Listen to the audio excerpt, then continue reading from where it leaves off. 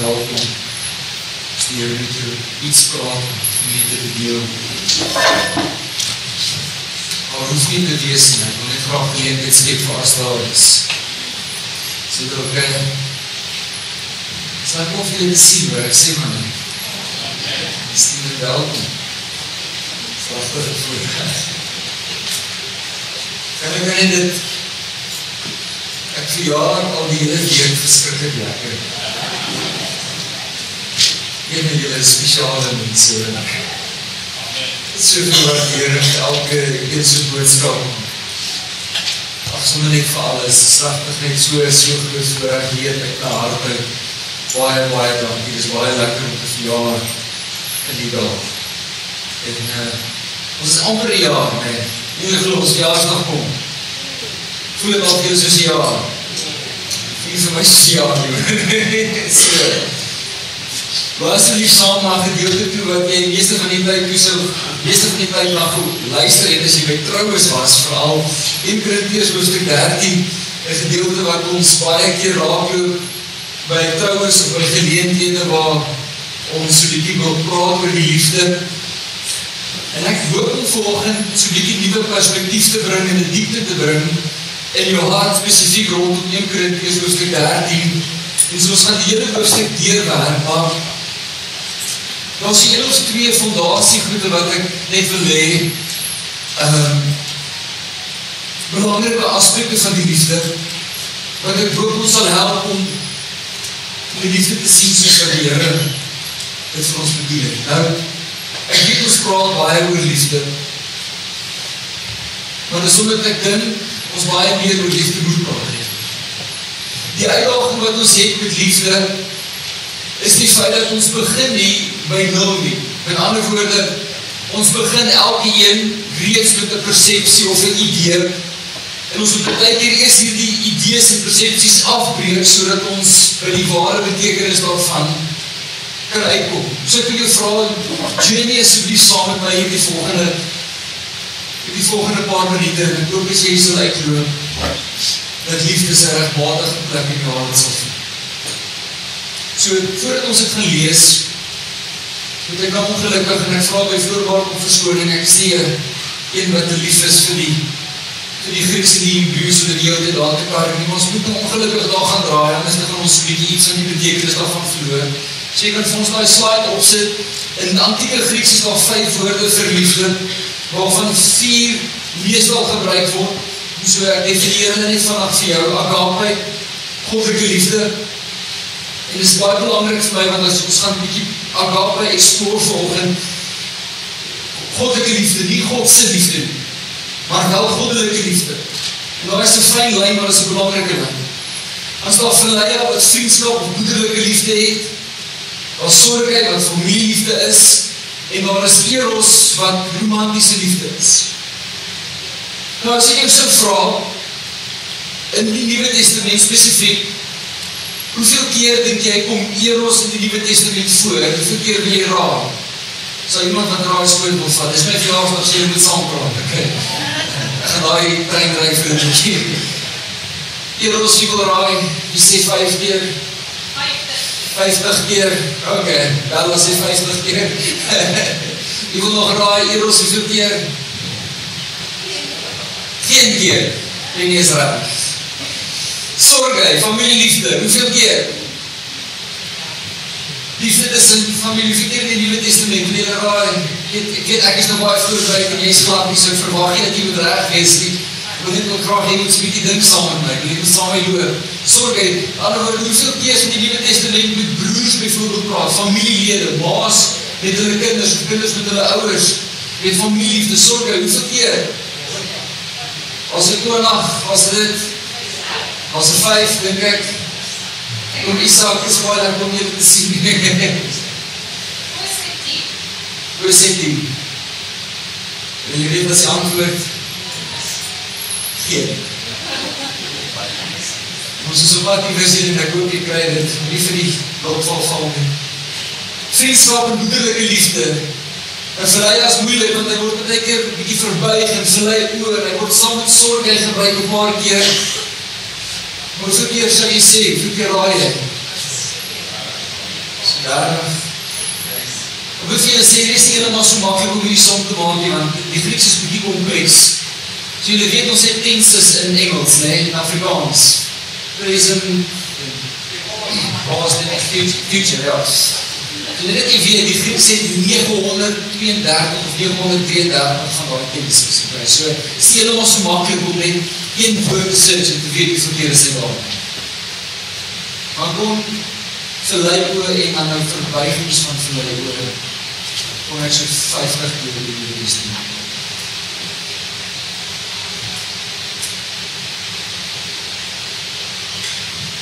Die Bybel, die Nuwe Testament veral, praat letterlik honderde keer van liefde. En toe ek dit lees, en ek begin so bietjie hier die dots connect, en net vir interessantheid, Eros, in die Septuagint, antwoord in die Ou Testament, die Griekse weergawe van hom, kom hy daar 2 keer voor. So ek nie vlei oor 'n paar keer. Die keer wat hy voorkom, wat ek gesien het, is dis wanneer hulle bijvoorbeeld sê, hulle is lief om op die hoeke van die straat te bid, of hulle is lief vir hulle plek in die kerk, verstaan, so super oppervlakkige liefde. Dis soos die invalsing vervolging.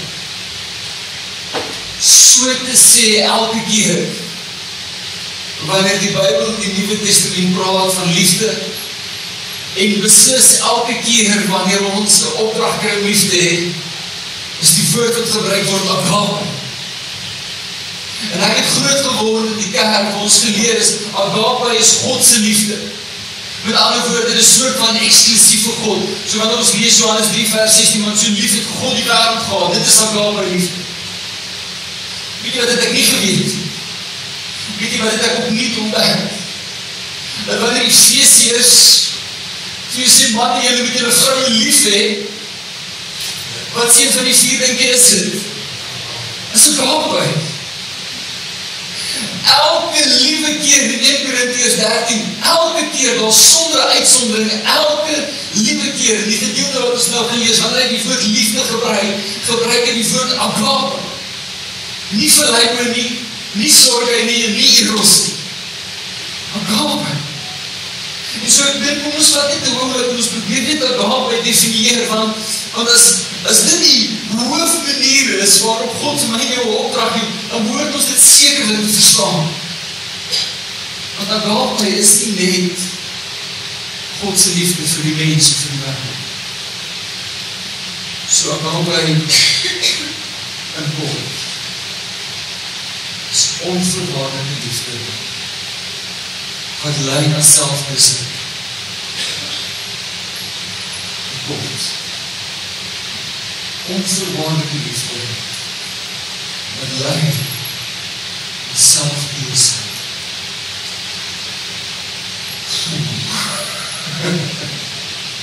Ek hoop is raak vir jy. Ek hoop jy moet eers 13 kry vanoggend vir jou nuwe betekenis. Ek hoop dat jy agape saam met my sal waardeer. En ek gaan dit vir jou lees. Mag die gewig van hierdie deel jou hart weer tref, soos wat my nie getref het in die week van plaas. Dus ek sal verduidelik soos wat ons gaan, soos wat ek lees. En begin in vers 1, so sê,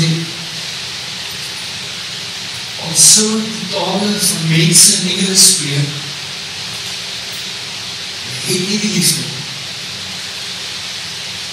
En het ek 'n klinkende metaal of verleidende simbool.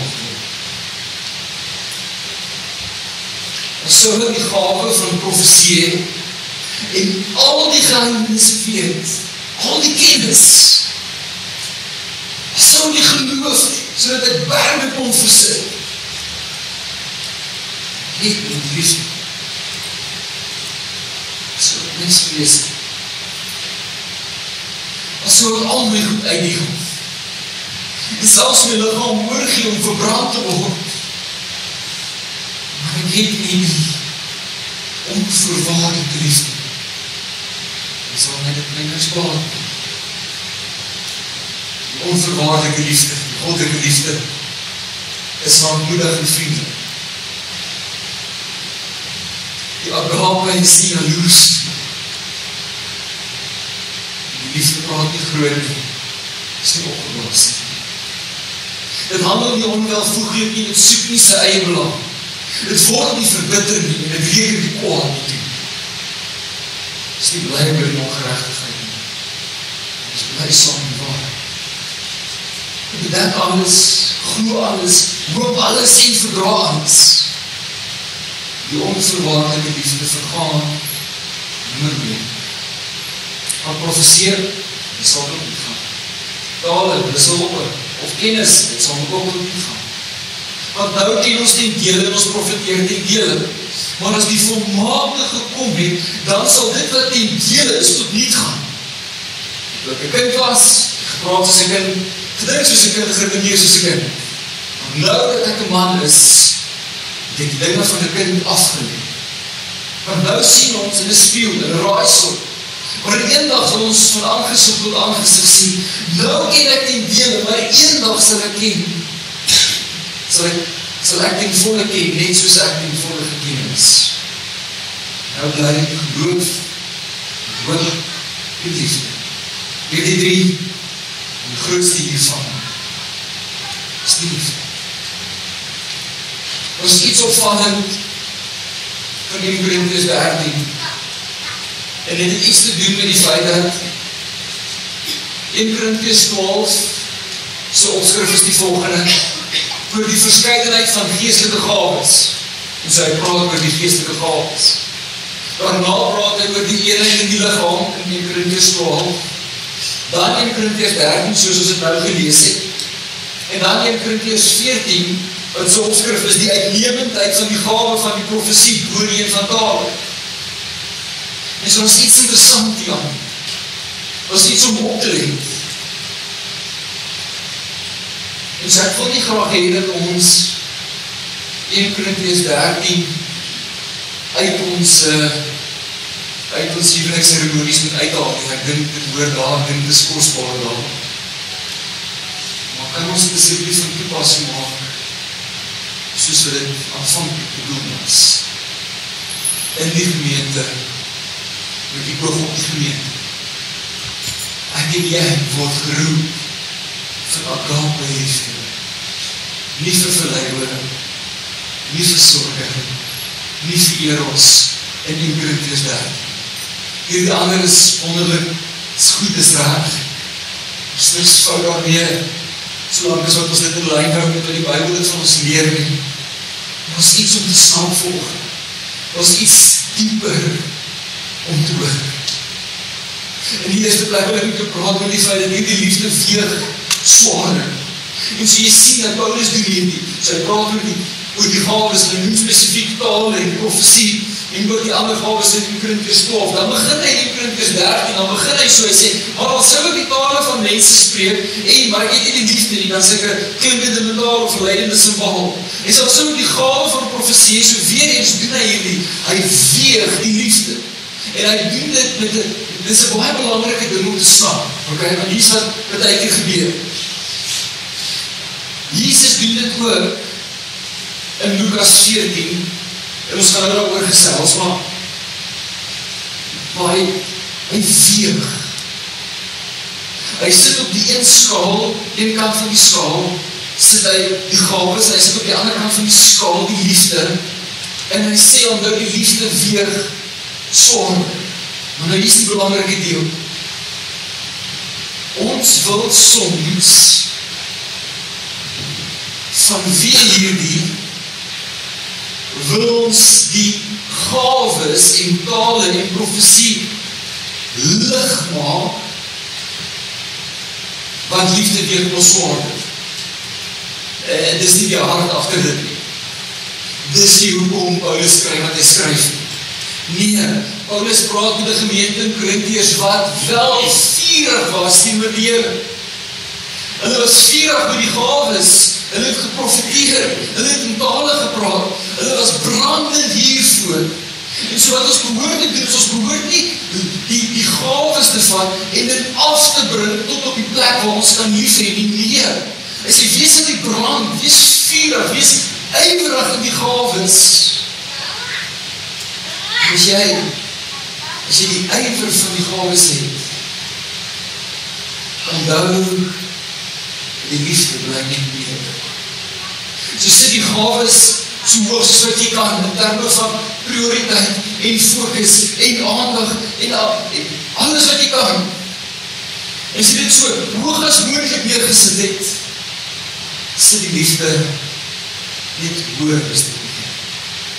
Nie die gawes afmaak en afhaal en onbelangrik maak, tot op die plek waar het inpas met die vlak waar gemakkelijk is met die liefde kan wees. 1 Korintiërs 13 is geroepe vir die gelowige wat ernstig is, vir die gelowige wat ernstig meen, vir die gees vervulde, homself beywer om te vloei in die gees. As ek herinner dat die liefde vir sorg. En so in Lukas 14 ons hier die vers, Jesus sê die volgende, as iemand agter my wil aankom, en hy haat nie sy vader en sy moeder, en sy vrou, en sy kinders, en sy broer en sy suster nie, ja, ook self sy eie lewe nie, kan hy nie my disciples wees. As een fris versie, ja. As ons daai versie moet vat, net soos wat het daar staan, dan weerspreek die Bybel homself, wanneer hy sê, jy moet jou vader en jou moeder eer. Jy is met man. En so waarom sê hy dit dan? Dit is baie makkelijk. Jesus doen dieselfde wat Paulus gedoen het. Hy sit dit op die weerskaal en ek weet dit, want jy kan in Markus 10 gaan lees, wat die grondtekst is vir Lukas, ek kan het weet. Markus 10 sê, as jy my nie lief het, boor jou vader. Sies wat Jesus probeer communikeer. Mag die liefde wat jy vir my so groot wees, dat as dit vergelyk word teen die liefde wat jy het vir die mense die naast van jou, dan lyk dit soos God. Dis wat ek bedoel. Mag ons so brandend wees in ons liefdesverhouding teenoor hom, dat wanneer mense kyk, wanneer mense weet, dit lyk asof ons selfs ons eie lewens maak. Hy sê dit op die skaal en vlieg. Is jy nie gemakkelijk nie? Ons kan nie die gawes minder maak nie. Ons moet ons liefde meer maak. Ons kan nie ophou vloei in die werk van die gees. Ons kan nie sê, wel, volgens 1 Korintiërs 13 hoef ek nie regtig te profeteer nie. Nee, 100% nee. Lees dan net 1 Korintiërs 14, dan gaan jy tevrede wees. Jy sal sien dat ons word geroep om te profeteer. Wanneer ons vuur in ons hart en hoog brand, en ons self beywer vir geloof en alles wat om die saamgaan. Maar herinner 1 Korintiërs 13 ons die liefde wen, sy liefde in ons wen. Vers 1 tot 3 help ons verstaan. Vers 4 tot 7 help ons verstaan dat ons liefde is anders. Jy sien, liefde volgens die woord, die liefde volgens die wêreld is nie heeltemal dieselfde. Jy sien, die wêreld wil vir ons sê, as jy vir my lief is, moet jy vir my lieg, want jou waarheid maak my effens ongemakkelijk. Dis wat die wêreld liefde doen. Die Bybel sê, as jy lief is vir iemand, die moet hulle bepaal. Ware liefde red. En so, in 1 Korintiërs, hoofstuk 13 van vers 4, sê hy die volgende, sê die liefde is lankmoedig en dit is vriendelijk.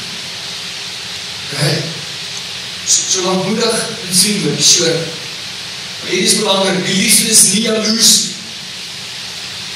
Nou, as moet een bietjie oor die jaloesie praat, want hierdie is belangrijk te doen. Hierdie sal die verhoudings in groot mate red as jy dit verstaan.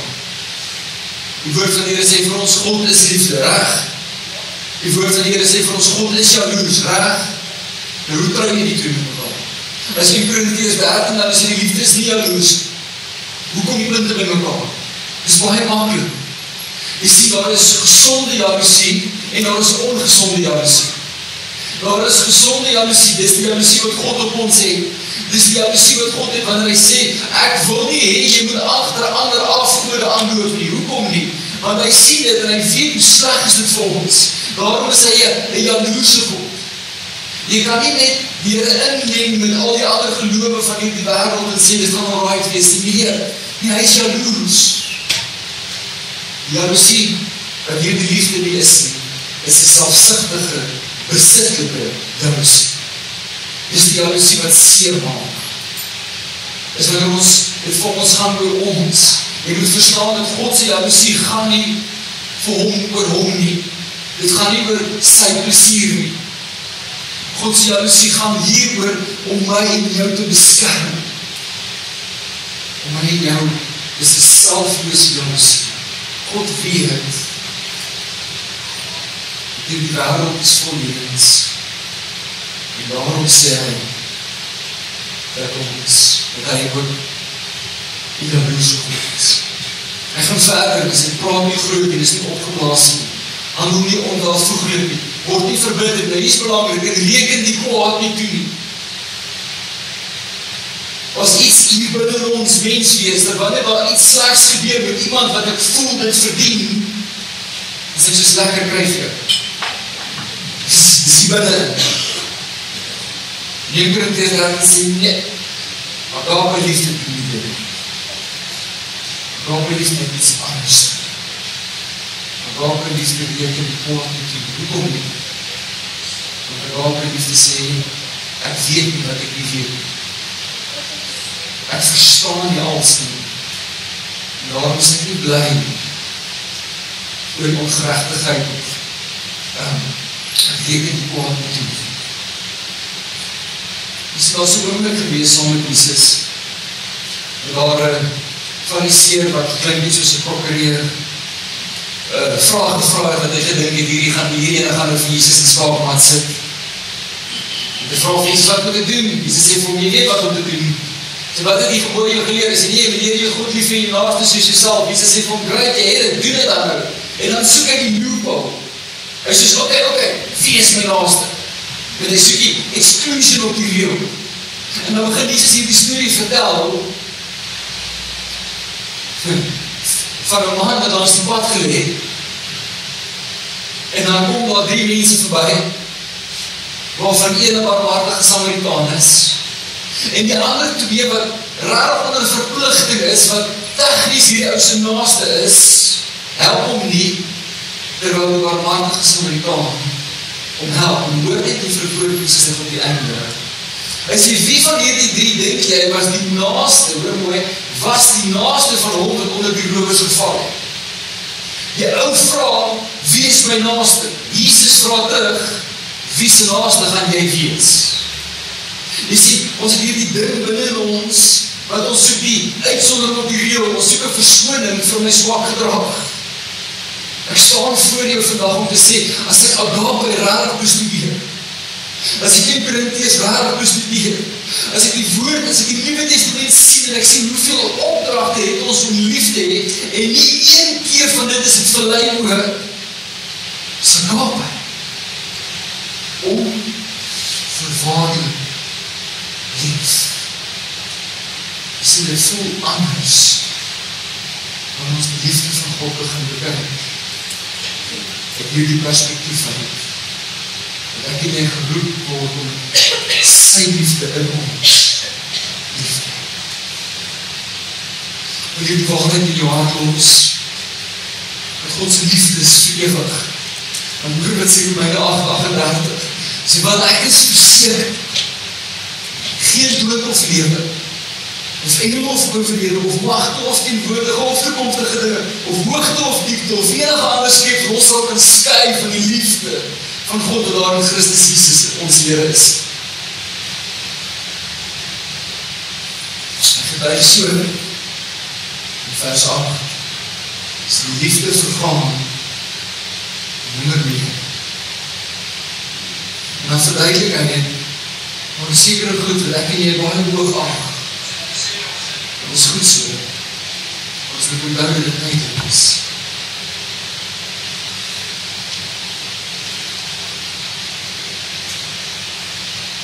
En van ons wat wakker lê in die nag. Die goed waar ons so diep bekommerd is. Sal asseblief onthou dat dit duidelik is. Is jy nie duidelik? Wanneer kan ek nou oomblik so bietjie met jou gesels? Jy weet maar goed wat jy so omkraap in die werk. Dan maak het jy wat? Maar meeste van die tyd, as jy by die huis kom, dan moet jy hond en die kinders en die extra's verstaan, die swat. Maar nie meer op wat eerste dag is. As jy asseblief onthou, dis nie. Dis vanachtig tyd. En so wat daar is nie. Ja, manne, is jy bereid om ongehoorsaam te wees aan die opdracht van die almachtige God achter my hoek is. As jy dit snap, skielik is my nie so groot probleem, want ek verstaan dat die dinge is tydelik. Die goeie daarvan is wonderlik, die sleg daarvan, ek kan maar net gaan ook. Maar ek kan nie toelaat dat die wêreld my vat, na 'n plek waar ongehoorsaam is nie met my vader. Ek kan nie. Hoekom? Is die manne en julle boere, julle vroue, agape, goddelike liefde. Dit beteken dat daar 'n oomblik is, dat wanneer dit vir my moeilik is om lief te hê, dat ek op keuse sal maak en sê, Vader, op grond van die liefde wat U in my gesit het, gaan ek nou lief hê.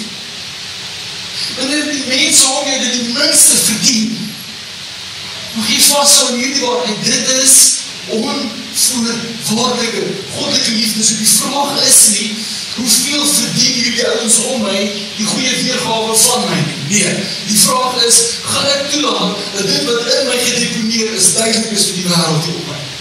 Daar is iets in my geplant. Ek is nie bang met die man, die vrou is heel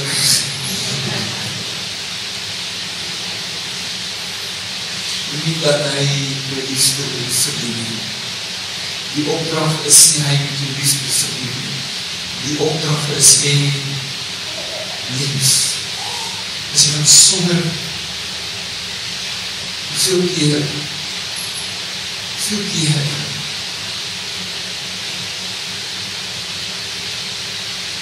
maar breek, prachtig.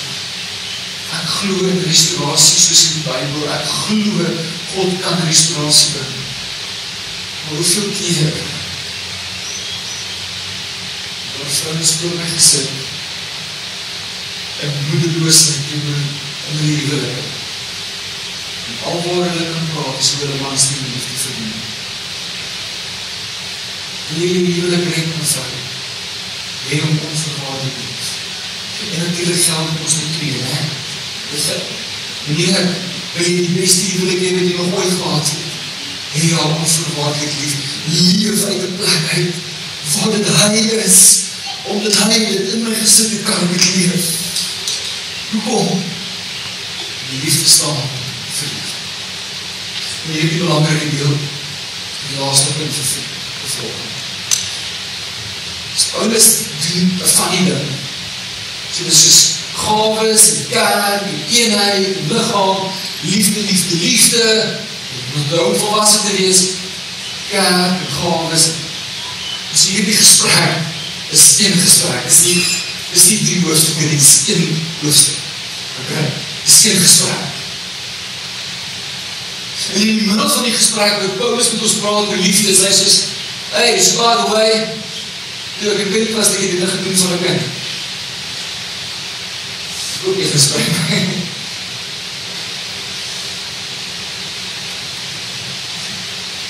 Moenie die voorrecht van 'n volwassen lewe verwag, terwyl jy nog die gedrag van 'n onvolwassen lewe. Moenie, het jy dit al ooit mee te doen gekry? Kinders wat veronderstel is om in die huis uit te wees. As hulle nou 18, 19, 20, 25, 30,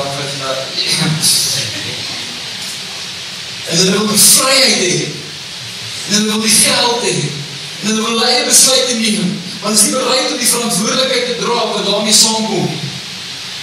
Ons doen dieselfde. Wil jy een absolute amazing huwelik hê? Ek hoop jy sê ja. Oh, dit is. Paulus raad vir jou. Ons kan nie kinderagtig wees en dit verkeerd speel en my eie belang sien en dan huil dat my huwelik val uit mekaar het. Dit kan nie werk nie. Kan ek jy net 'n bietjie verder gooi, soos begin met die wil jy deel wees van die grootste gemeente wat er nog ooit op die land is. Alright. Halleluja. Paulus raad vir jou. Ook kragtig is. So maak ek die soms. Paulus maak hier die connectie. Hy sê liefde, die wonderlike liefde groot as al die kruis spiritual goed. En so baie hoe ek toe ek 'n kind was, dat ek dinge gedoen van 'n kind. Maar nou dat ek 'n man is, ons het volwassenheid nodig in ons as gemeente. As ons raak toe gaan, wat die revolusie moet gaan. So, dit gaan nie oor my nie, dit gaan nie oor jou nie. Dit is die hart agter agape liefde. Dit is die goddelike liefde wat hy in my gedeponeer, binne in dit, sê die potensiaal.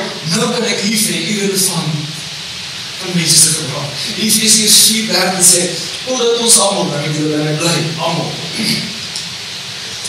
tot die eenheid van geloof en die kennis van die Seun van God, so eenheid van geloof, kennis van die Seun van God, wat is die einddoel hiervan?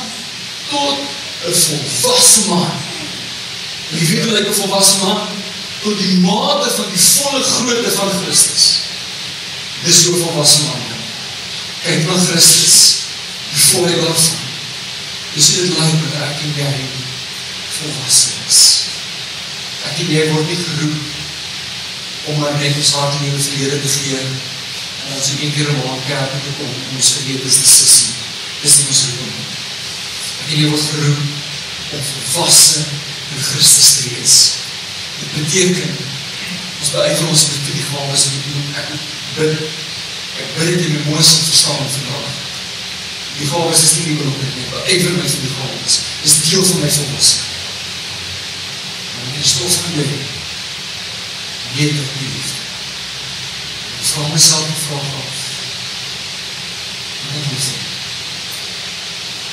En ek moet jy die storie beeld. En die storie het my geruk. So is ek al besig om te soek na hem. Ek soek. Ek het al die toerusting wat al moeite kan hê.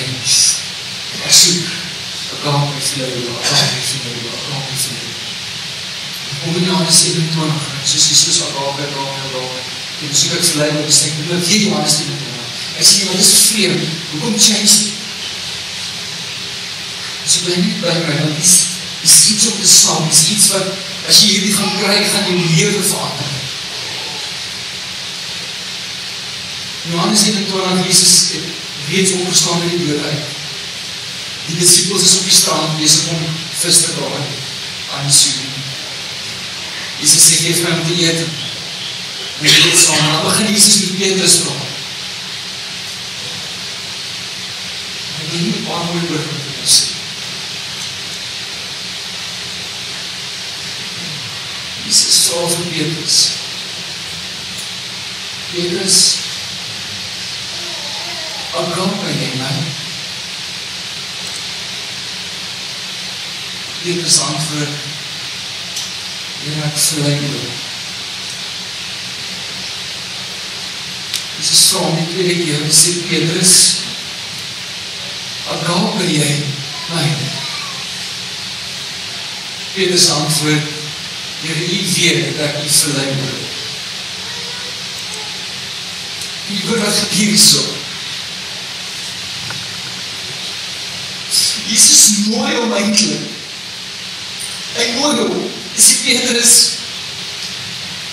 Sal jy hom onvoorwaardelik lief hê? Petrus is soos, ek sal jy as 'n vriend met 'n broer lief hê. En nooi hom weer en sê, kom. Sal jy hom onvoorwaardelik lief hê en sê, ek sal hom nie hou. As jy is broer lief hê. Op al die stadium, as ek Jesus was, so ek al toe Petrus gesê, wel so met die geval los het. Staan jy nie onverwaardelik aan die vriend. As jy sê, Sien wat die Jesus. Die derde keer wat hy hom vra, die laaste keer wat hy hom vra, sê, en hy vra hom die derde maal, Simon, seun van Jona, het jy my verlei?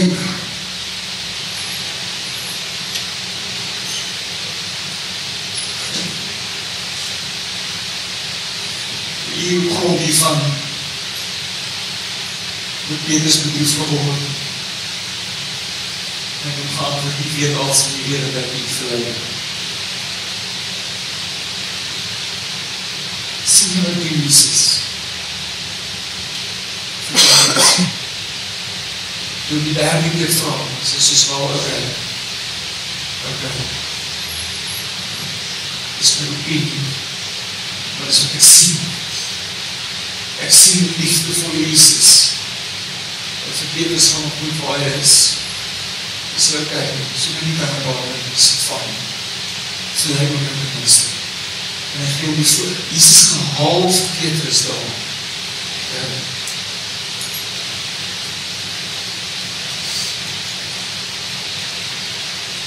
weet nie oor die maal sal.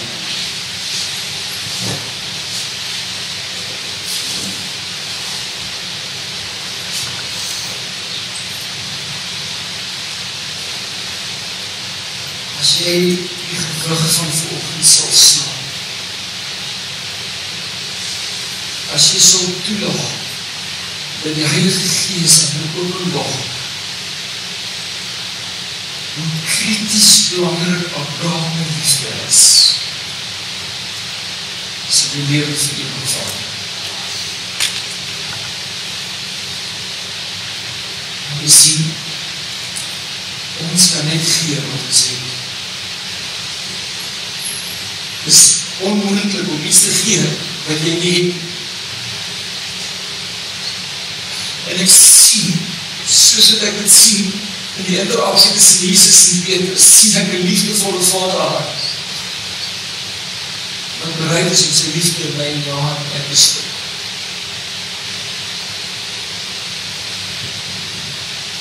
Die vraag is volgende. Hoe gaan jy reageer? Hoe gaan jy reageer op die onvoorwaardelike liefde van?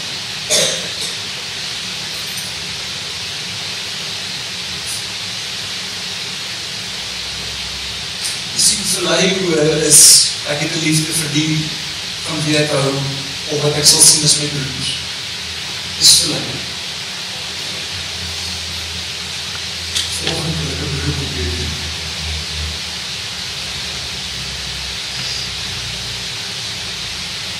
Kan ons as gemeente na plek van Abraham en liefde toe gaan.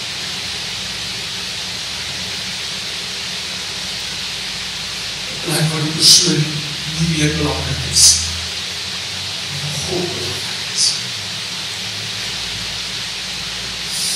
En staan na my mening, soos die Israeliete gestaan het voor die beloofde land. En staan in 'n seisoen, om iets te beleef wat ons nog nooit beleef het.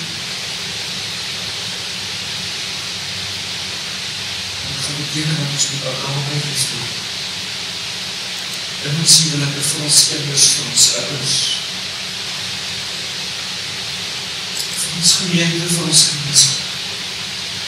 Liefde wat jy nie op jou hande kan tel. Liefde wat nie meer sin maak.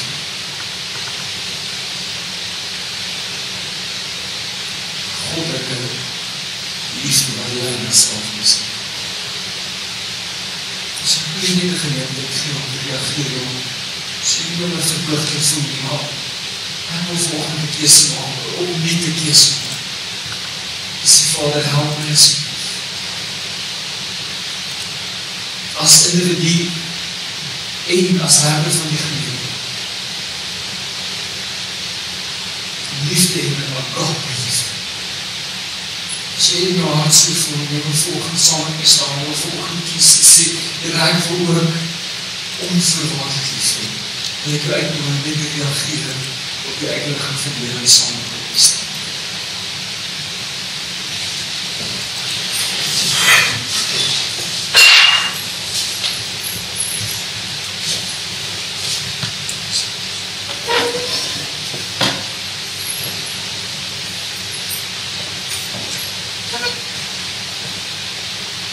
So Here op hierdie en oorste Desember. Vader, wil ons begin om die sin, ons is jammer vir oomblik beval. Jammer vir geleenthede wat ons gemis het, omdat ons die liefde afgekomt het.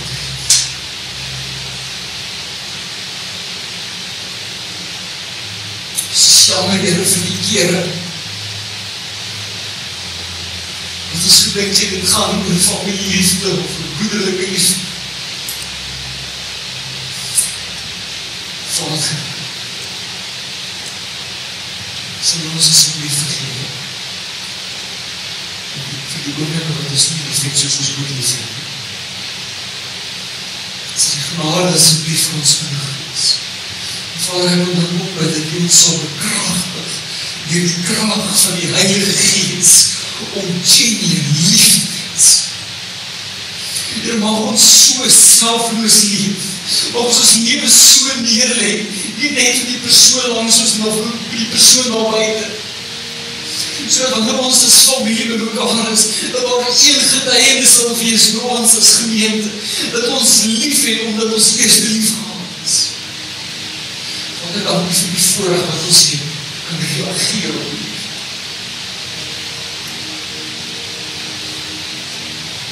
Dankie vir die opdracht.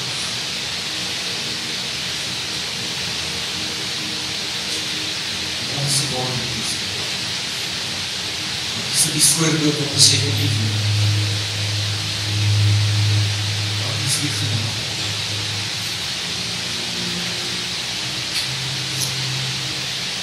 Gees asseblief vir ons wysheid en insig, soos ons ook ons ritmes bepaal vir die nuwe jaar. Ons vandag besluit gaan. Mag ons regtig ons lewens neerlê vir mekaar. Dit is